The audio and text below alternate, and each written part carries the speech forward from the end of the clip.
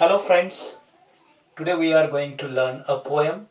The name of the poem is Animal, which is written by Walt Whitman. As 10th standard syllabus, you have two poems in each unit. I hope you have studied earlier two poems. Now let us start with the second unit and 2.1. The poem is Animal, which is written by Walt Whitman. Walt Whitman is an American poet and in he is 19th century poet. In his age, normally poems were written in a meter or in a rhyming way. But Walt Whitman had broke that tradition and write this beautiful, thought-provoking poem in a free verse. Normally we have a poem like Twinkle Twinkle Little Star. They have some rhyming words and that can be easily sung by children's. Now, as in Marathi, we have a poem which has both examples. That is meter and rhyming word. That is "रे रे पावसा तुला देतो पैसा पैसा झाला खोटा पाऊस आला मोठा." Each line contains 12 matras. That is, we can call it syllable. Each line contains 12 matra and having rhyming scheme. So it can be sung in a beautiful way and from traditional and traditions we are singing that particular song.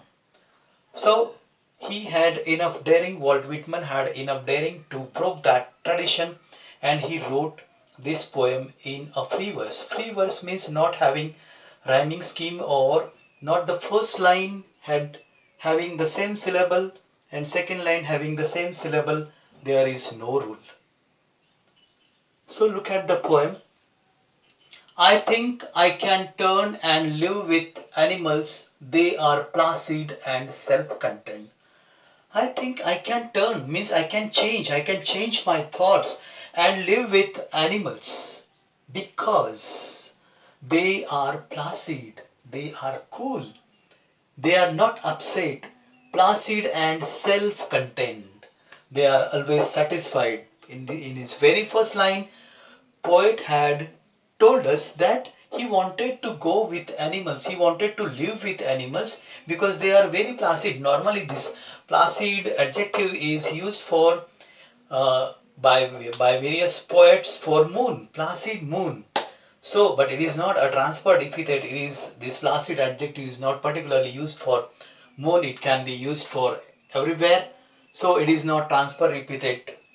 The word placid is a very good word and self-contained, these two qualities. Look at the second line. I stand, look at them long and long. The poet stand and look at them for a long time. Why he look at them for a long time? Why he wanted to live with them? So the answer is given in other lines. This is the free verse. When we are not thinking about rhyming scheme and meter. We are just thinking when we just think about the idea and the importance of that particular central idea. Poet did not poet was free to write these lines in a free verse. Very first two lines we have that I think I can turn and live with animals. They are placid and self-contained. I stand and look at them long and long. Why? Look at the answers. Look at why poet is thinking like this. Look at the next line. They do not sweat and whine about their condition. They do not sweat. They do not whine. This is the meaning of this line. They do not sweat. They do not whine about their condition. Sweat and whine having the same meaning. So whine means to complain.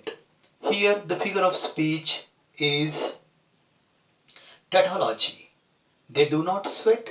They do not whine. Means having the both meaning. Meaning is the same. Means they do not complain about their condition. Whatever condition they have, animals never complain. They do not lie awake in the dark and weep for the sins. As they are very honest, they never do sins. So they say though they don't They don't have to awake in the dark, and they do not lie. They always speak truth. They don't lie.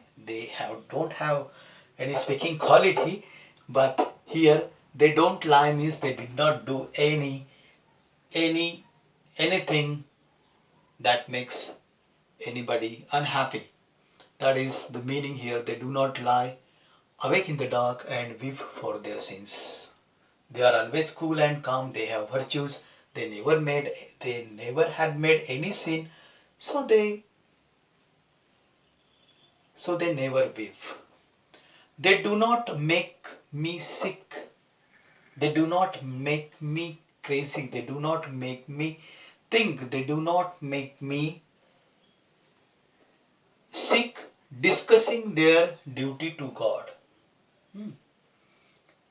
Their duty to God is always the same. They never make him bore by discussing that we have done these and that things for the sake of God. No, they always behave in a same way. They do not make him sick discussing, they do not make him bore discussing their duty to God. Not one is dissatisfied. No one is dissatisfied. No one is demented with the mania of owning things. We have a mania. We people have mania. Mania means we are crazy about owning things. In olden age, there were three F: flat, phone, and flat, phone. These were the requirements. Now we have requirements after ages and ages. More two M's: mobile phone and motor car. These are our owning things. This is our mania. We are crazy about possessing things, but not one is dissatisfied. Not one is demented with the mania of owning things. In animal life, everyone is satisfied. Everyone is happy. They don't have mania. They don't have crazy. They don't have craze to collect things as we collect all those things. Not one needs to another. No one kneels to another. Means no one bow their heads to other, nor to his kind, and that type, not other way they bow in front of any other one. Then no one, not one kneels to another, nor to his kind that lived thousands of years ago. Thousands of years ago, animals were behaving the same way, and today they are behaving the same way. As we human being, we our behavior changes after ages and ages. We are not the same. They are living thousands of years ago as today. Same. Thousands of years ago they were the same, and now they are the same. Not one is respectable or unhappy. So here not one is respectable or unhappy. Respectable means here is happy. Not one is happy or unhappy. These two words. He opened the door and closed it. So we have antithesis. The figure of speech is two opposite words came in the same line. So the figure of speech is antithesis. Here respectable and unhappy are two opposite words in the same line. The figure of speech. So the figure of speech is antithesis. Not one is respectable or unhappy over the whole earth. In animal era, in animal age, or in animal, no one is happy or no one is unhappy. So they show their relations to me. So because of all those things they had shown, poet, their relations, their behavior to me, and I accept them humbly, and I accept them. I like their behavior, I like their virtues, and I accept them. They bring me tokens. Here the meaning of tokens means virtues, morality, what is right and what is wrong. They bring me tokens of myself. They evince them. And these tokens were evince. The meaning of evince means to show. They bring me tokens of myself, they evince them plainly in their possessions. All these tokens, all these virtues they possess, those possessions were shown by them to poet, and poet says, they bring me tokens of myself. I wonder, poet is thinking that he is wondered about from where they get these tokens, from where they get these virtues, this humbleness, this all kind of, here let me think, all kind of simplicity, contentment, satisfaction. From where? I wonder from where they get these tokens.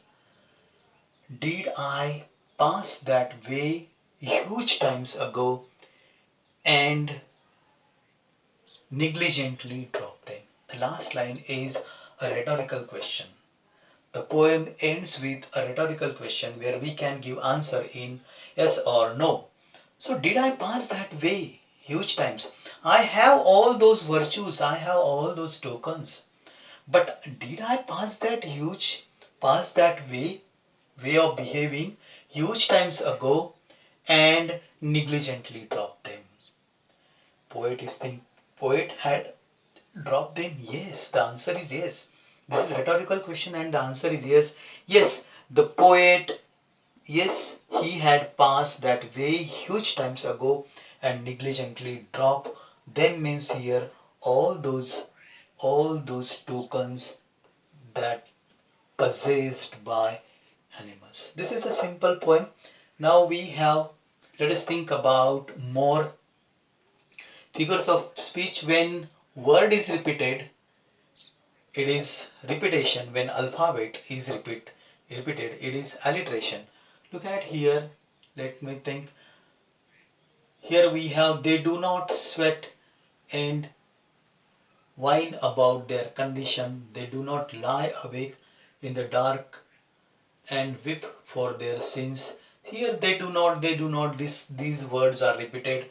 So the figure of speech is repetition. And somewhere we have seen one thing, they do not make me. This m sound is repeated. Remember, just for the sake of recall, when sound is repeated, when sound, remember it is, sound represents alphabet. When A for A, remember, like when alphabet is repeated, it is alliteration. Here m sound is repeated, m, it is, the figure of speech is alliteration. And some words are repeated. Here we have long and long. These two words are repeated. So the figure of speech is repetition. We have repetition. The figure of speech is repetition. Here we have alliteration. Here we have respectable and unhappy. We have antithesis. And there is somewhere is an overstatement. Here we have overstatement. No one is respectable and no one is happy. It is overstatement. So it is also a figure of speech called hyperbole. When there is overstatement, we have a figure of speech, hyperbole.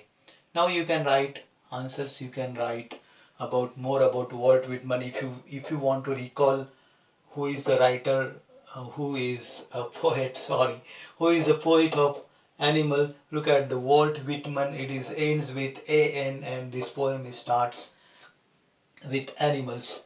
Walt Whitman, animals. So you have to write uh, when appreciation is asked that this poem is written by Walt Whitman and the name of the poem is Animal. And you have to write about free verse, you have to write about the figures of speech, you have to write which line you like most. I hope you understood the poem. I am here Yogesh Desale. I will bring up with more poems. That next poem will be Puli and the Night of the Scorpion. So stay with me. Have a nice day.